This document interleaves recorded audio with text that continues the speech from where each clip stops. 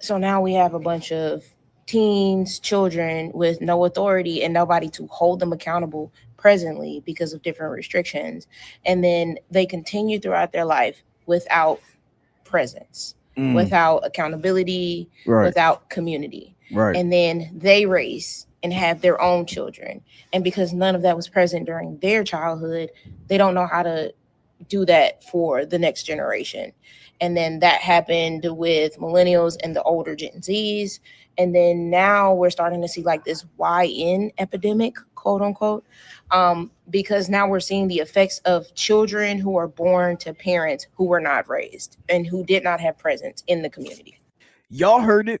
This is coming from a teacher herself, man. She's saying that parents are the problem, not the school, not the system, not the teachers, the parents. And she is standing in front of these kids every single day, teaching your kids while you're at work. So she's not talking about it from a distance. She is talking about what she sees in real time. So stay with me. We're going to react to it right after this. We have an algebra teacher from Memphis who goes by It's NKZ on TikTok. She posted a video and it is taking over the internet and is causing discussions everywhere. So I had to bring it to the congregation in front of the Champ Talk family so we can see what you guys have to say about this down in the comments section as we react to it. She's breaking down some factors that play into the YN epidemic that she sees developing in her classroom on a daily basis. But the difference in her statement and her point of view is she did not just point at the kids, she did not just point at the system. She traced this all the way back to Reaganomics, the crack era, mass incarceration, and a generation of kids whose parents were not always in the home. They were raised by their grandparents or aunties. And maybe there was an absence of standard. That's what we're going to talk about here today on Champ Talk Reactions. Before we go ahead and jump into the video, you know what I need to do? First, I need you to hit the hype button. Then I need you to hit the like button. And if you're one of those new people to the channel and you hit the subscribe, I need you to go ahead and hype the video twice. If you are Champ Talk family, I need you to hit the hype button not once, not twice, but 3 times. And it's free. Y'all know what I say. If it ain't free, it ain't me. Let's go ahead and jump into the video. It's in KZ. It's right back on you. I am a high school algebra teacher in the largest public school district in the state of Tennessee, which also comes with it being the most disenfranchised and impoverished districts in Tennessee, primarily because majority of our student population are Black people. Mm. And today I'm here to talk about the epidemic, quote unquote, of the YN. And I'm here to talk about it from a teacher's perspective because I can see it, I'm seeing it from the ground and how it's developing, and I can tell kind of where it's going. That makes Okay. sense. Okay. And to preface the conversation, I do not subscribe to the term YN. I understand that it is a caricature of describing young Black men who might be in trouble or might have like certain decisions that they make due to the circumstances and the environments that they're growing up in. But I do not Right. subscribe to calling young Black men YN. So I wanted to start off by saying that too. I work in education, so I can understand exactly where she's coming from. I don't really use that term to describe our young men and women either. Of course, we all might say it in passing, if we're joking around or when you're out and about and you see kids trying to present themselves in that manner, you may use it to describe them in that moment, but it's not something that's in my vocabulary on a daily basis. Now, she works for a district that works for impoverished and disenfranchised kids. And I know what that's like because that's the type of community that I grew up in. But what gets me is if you go to the most rural, the most suburban area that you can go to, you're still going to find kids, students, and youth around that area still trying to portray the character that she's talking about right here in the video. And the worst part about that is they don't understand that most of the kids that grow up in those type of communities really want to find a way out. Some of them can, some of them will, some of them won't. That's just life. But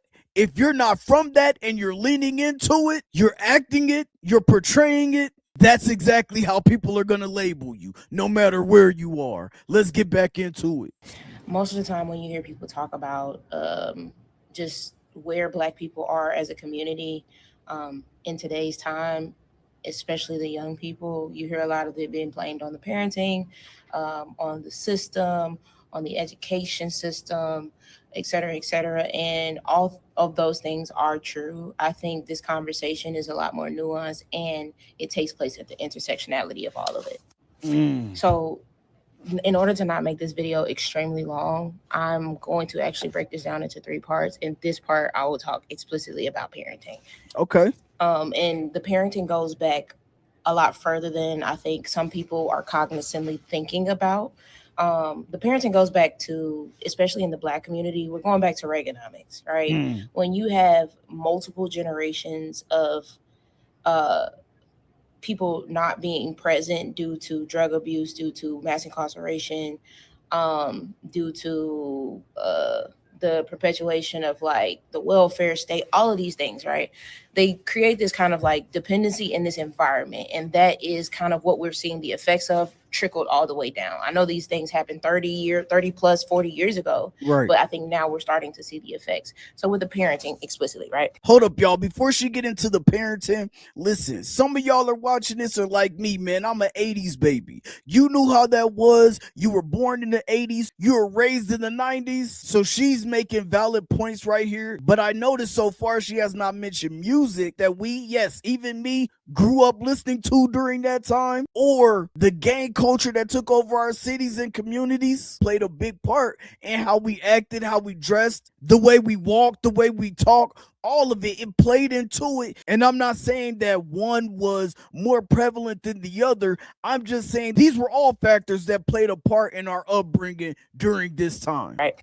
Parenting matters so much here because the parents weren't present, right? Mm. If we're talking about the crack epidemic, and the whole dropping guns and drugs and all of these things into our neighborhoods and completely destroying the Black community, um, most of the damage of that is because of lack of presence. Mm. So you have the original doctors, lawyers, nurses, teachers, businessmen, these people who were pillars in the community, Right. now addicted to drugs and not able to be present for said community. Mm. So when they should have been in the households or in the neighborhoods, helping to raise children, helping to show up for children, helping like making sure they're going to school, making sure there's somebody that the kids are always taken care of. You have a lot of children who ended up raising themselves or were being raised by their grandparents, which happened to be the boomers at the time. True. And when you talk about being raised by boomers then or grandparents, now we're talking about permissive parenting, because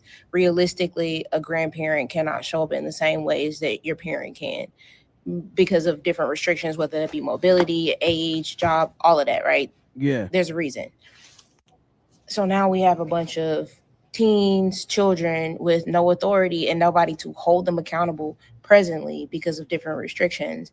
And then they continue throughout their life without presence, Right. without accountability, Right. without community. And then they raise and have their own children. And because none of that was present during their childhood, they don't know how to do that for the next generation. Facts. And then that happened with millennials and the older Gen Zs. And then now we're starting to see like this YN epidemic, quote unquote. Yeah. Because now we're seeing the effects of children who are born to parents who were not raised and who did not have presence in the community. So far, she is spot on, and I agree with her wholeheartedly here. You know, a lot of our parents work 2-3 jobs. So for some kids growing up, they were the parent. We were latchkey kids. We came home, our parents were not home yet. If you had siblings, you were getting them a snack. Sometimes you were making them easy dinners, spaghetti, noodles, anything you could throw in the microwave just to hold them over until your parents got home. Another point that she made, yes, a lot of us were at grandma's house or we were at auntie's house, because again, outside of the factors that she's talking about like drugs and mass incarceration, again, some of our parents were working 2 or 3 jobs. So a lot of our upbringing was with our grandparents or our aunties or your friends' moms or parents who lived up the street from you, looked out for you because they know that you didn't have. But that right there was a sense of community. But I will say this, that's a reason why I believe in putting your kids in sports, after school activities, clubs and organizations that they could join at the school or outside of the school, because most of the time in those activities, there were teachers, there were coaches who really cared about the outcomes of the kids and the students in the community. And more times than not, they also became mentors, which I feel like is something we're missing today. Listen, y'all, we're going to go ahead and get back to it. Before we do, if you're still here, man, make sure you like and hype the video. Just show me some love. Drop something down in the comments, man, especially if you watching and you too were an 80s baby, man. Give me 2 hypes, give me a like, and drop a comment. Let me know you an 80s baby down in the comment section, man. Matter of fact, let me know if you was an 80s, 90s, 2000s baby. Drop it in the comment section. Let's get back to it. So now this isn't a conversation about people's willingness to parent or their ability to parent. It's about, did they even have a foundation of what good parenting looks like? And I think that is what we're dealing with right now. And a lot of the whole permissive parenting, wanting to be your kids' friends, wanting to level with your kids more, I think is coming more out of the need to not feel how they felt about their parents, right? So they show up for their kids in ways that don't always encourage discipline, accountability, integrity, et cetera, et cetera. Facts. And then how that translates to the progression of like this YN culture is that you have an entire generation of people who are not considerate of others because nobody's teaching them to be considerate, because their parents had to fend for themselves, and sometimes their grandparents, their aunts and uncles all had to fend for themselves. We get this mentality of is you versus everybody. And then when you teach that to a child whose brain is not fully developed, then their children are already selfish in general, because that's the natural. So now you have a generation of people who are being taught to be individuals and to only think of self. So it is not necessarily that they have the desire to hurt others. It is the fact that they live in selfishness. That's it. Right. It's because they don't have any reference point or any metric of what real morality, compassion, and empathy looks like, because they're being raised by people who had no empathy themselves as children. Right. So how do you teach it if you don't experience it? And I know what you're saying. Some people learn how to do it, some people don't. But you can't operate as if everybody operates the same. And that's what we're dealing with right now. So that's the parenting aspect. I don't think that people are inherently trying not to be good parents. And I also think they're not making good decisions about whether or not they actually want to be parents. A lot of people have kids who don't actually want to be parents. And that's another thing that we're seeing.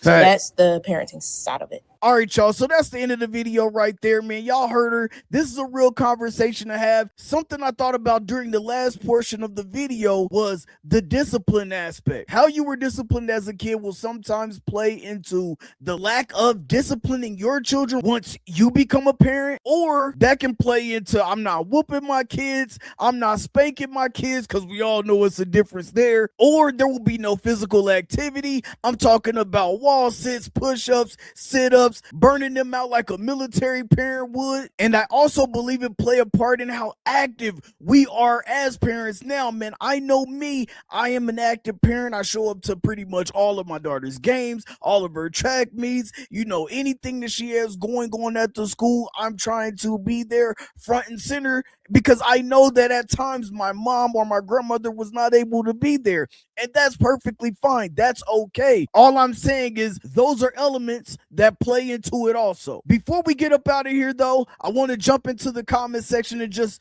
tap into the temperature online and see what they got to say. So let's go ahead and check it out. Let's see what their comment section looks like. The top comment comes from Southern Sugar, who says, "You smart, you the dissertation." The next comment comes from Juan Sanchez, who says, "I'm a product of Shelby County Schools, now engineer within the city. I'd love to come by and promote STEM and trade school to your students." Shout out to you, Juan, man. That's the sense of community that I was talking about right there. Next up, we have Kate, who says, "I agree wholeheartedly and unfortunately still had to resign this year because I can't continue to be treated so horribly by kids, even though I know it's not their fault. I can't continue to be cursed at, screamed at, pushed, threatened, or blamed for these behaviors. I get why, and I truly wish I could have been stronger." Damn, man, and a lot of good teachers and educators are deciding to leave because some of these things go on a little too often in the school districts. Next up, we have Ms. Dursky, who says, "I'm an elementary teacher in Detroit. I'm seeing this in 4th grade. I have a student who is extremely bright, but trying to fit some image of what he sees from his older siblings. We have tried so hard as an entire team to help him and the mom. We can't replace parents. I want so much for this child to see the potential. And the last comment comes from Miss Aqua the Shaka, who says, wow, as a former educator who had to step away to prioritize my mental and physical health, you make me so proud. Your knowledge and insight is beyond your years, and I'm sure you're making more of a difference in the lives of your students and the community more than you could ever know. Man, that's deep. We're going to get ready to wrap this up. I need to know exactly what y'all think, so let's take it to the big screen so we can get up out of here, man. I need to know how you guys feel and if you guys agree or disagree with the thoughts of It's NKZ. We need to know what these educators are feeling, how they're feeling. And like I said, I work in the world of education, so I do get to see this sometimes. Not as much anymore because I'm not in the schools anymore. I'm at the district level. But when I was in the schools, believe me, I seen it. I can understand exactly what she's going through. She is on the front line. Our teachers do deserve better. We got to be better as parents and make sure we're doing what we have to do so our educators are safe and they can give back and put into our students what some of our teachers and our mentors try to instill into us, man. Like I said, we're going to get up out of here, man. Y'all know what to do. Make sure you like the video. Make sure you hype the video. Make sure you hype the video again. Drop a comment down. I need you to go ahead and hit the subscribe button too. Y'all know what we do. We're going to throw the peace sign up. We're going to throw it sideways. I'm going to holler at y'all on the next video. Peace out, Champ Talk family. Let's go.